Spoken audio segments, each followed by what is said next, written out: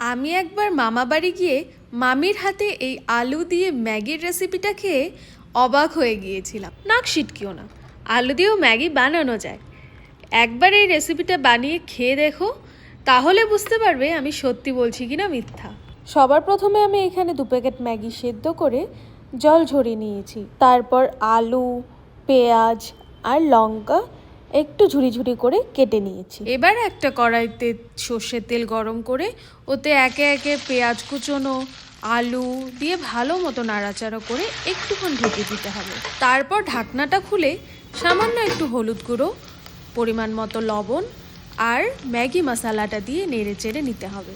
তারপর কড়াইতে সেদ্ধ করা ম্যাগি আর একটু লঙ্কা কুচোনো দিয়ে ভালো মতো নাড়াচাড়া করে নিলেই রেডি আমাদের আলু দিয়ে ম্যাগির রেসিপি।